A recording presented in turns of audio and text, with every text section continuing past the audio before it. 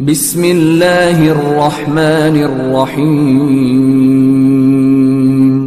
شروع اللہ کا نام لے کر جو بڑا مہربان نہایت رحم والا ہے.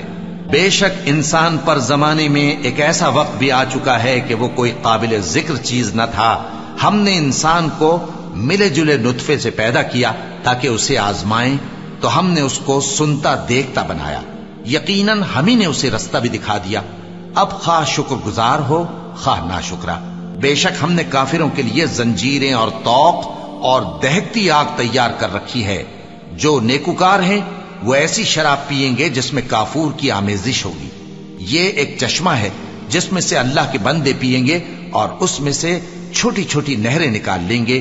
یہ لوگ نظریں پوری کرتے ہیں اور اس دن سے جس کی سختی پھیل رہی ہوگی خوف رکھتے ہیں، اور باوجود کہ ان کو خود کھانے کی چاہت ہوتی ہے مگر فقیروں اور یتیموں اور قیدیوں کو کھلاتے ہیں، اور کہتے ہیں کہ ہم تم کو محض اللہ کی خوشنودی کے لیے کھلاتے ہیں، نہ تم سے بدلہ چاہتے ہیں اور نہ شکر گزاری. ہم کو اپنے پروردگار سے اس دن کا ڈر لگتا ہے جو چہروں کو بگاڑنے والا اور بڑی سختی والا ہوگا.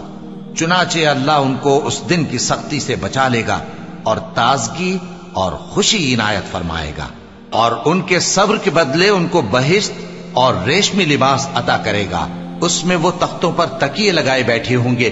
وہاں نہ دھوپ کی حدت دیکھیں گے نہ سردی کی شدت. ان پر درختوں کے سائے قریب ہوں گے اور میووں کے گچھے جھکے ہوئے لٹک رہے ہوں گے، اور خدام چاندی کے برتن لیے ہوئے ان کے ارد گرد پھریں گے، اور شیشے کے نہایت شفاف پیالے اور شیشے بھی چاندی کے جو ٹھیک اندازے کے مطابق بنائے گئے ہیں. اور وہاں ان کو ایسی شراب بھی پلائی جائے گی جس میں ادرک کی آمیزش ہوگی.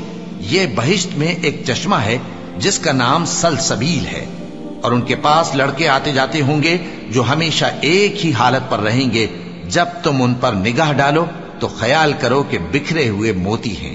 اور بہشت میں جہاں آنکھ اٹھاؤ گے کثرت سے نعمت اور عظیم الشان سلطنت دیکھو گے. ان کے جسموں پر دیبا اور اطلس کے سبز کپڑے ہوں گے، اور انہیں چاندی کے کنگن پہنائے جائیں گے، اور ان کا پروردگار ان کو نہایت پاکیزہ مشروب پلائے گا. فرمائے گا یہ تمہارا صلہ ہے اور تمہاری محنت ہمارے ہاں مقبول ہوئی. اے نبی صلی اللہ علیہ وآلہ وسلم، ہم نے تم پر قرآن بتدریج نازل کیا ہے، تو اپنے پروردگار کے فیصلے کے لیے انتظار کیے رہو، اور ان لوگوں میں سے کسی بدعمل اور ناشکرے کا کہا نہ ماننا.